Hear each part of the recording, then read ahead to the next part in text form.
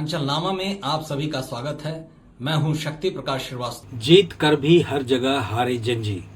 जंजी के बारे में ऐसी हेडिंग पढ़कर एक बारगी भरोसा नहीं होता है, लेकिन दुनिया के उन देशों का जब आंकड़ा सामने आता है जहां जंजी ने अपने आंदोलनों से तख्ता पलट की थी, तब संशय दूर हो जाता है, क्योंकि यही हकीकत है। एशिया, अफ्रीका और लैटिन अमेरिका के बांग्लादेश, नेपाल, श्रीलंका, केन्या, मेडागास्कर और पेरू जैसे देशों में जहां जहां जंजी यानी युवाओं ने बड़े आंदोलन किए, वहां तख्ता पलट के बाद भी हालात चुनौतीपूर्ण बने हुए हैं। पड़ोसी देश नेपाल और बांग्लादेश को ही देखिए।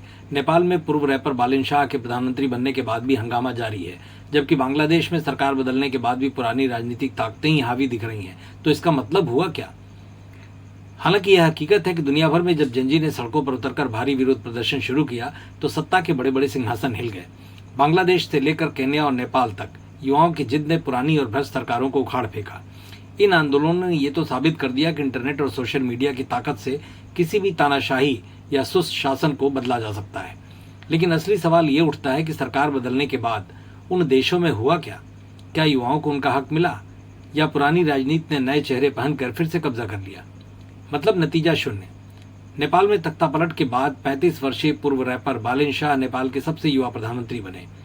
युवाओं ने अपने प्रतिनिधि को सत्ता तक तो पहुंचाया, लेकिन नई सरकार की राह में नई मुसीबतें खड़ी होती चली गई। आज उन्हीं की पार्टी में उनका विरोध शुरू हो गया है। बांग्लादेश में हुआ जंजी का गुस्सा सरकारी नौकरियों में कोटा सिस्टम और भ्रष्टाचार के खिलाफ इस कदर भड़का कि राष्ट्रपति शेख हसीना को देश छोड़कर भागना पड़ा। नोबेल पुरस्कार विजेता मोहम्मद यूनुस के नेतृत्व में अंतरिम सरकार बनी, लेकिन वहां आज भी कानून व्यवस्था और आर्थिक सुधारों को लेकर चुनौतियां बनी हुई हैं। श्रीलंका में जंजी और आम जनता की अगुवाई में लंबे बिजली कट, पेट्रोल डीजल की कमी और आसमान छूती महंगाई को लेकर प्रदर्शन हुए और लोगों ने राष्ट्रपति भवन पर कब्जा तक कर लिया। नतीजतन राजपक्षे परिवार को सत्ता छोड़नी पड़ी, लेकिन अभी भी महंगाई वहां ज्यों की त्यों बनी हुई है। केन्या में फाइनेंस बिल के विरोध में जंजी संसद भवन में घुस गए। अफ्रीकी द्वीप मेडागास्कर और दक्षिण अमेरिकी देश पेरू में जंजी युवाओं ने विरोध प्रदर्शन किए, लेकिन विरोध की वजह कमोबेश बरकरार है। इस तरह जंजी के इन आंदोलनों ने यह साफ कर दिया है कि युवाओं के पास सरकारों को घुटनों पर लाने की तो ताकत है, लेकिन अधिकांश देशों में तख्ता पलट के बाद पुरानी राजनीति ही किसी न किसी रूप में वापस आती दिख रही है।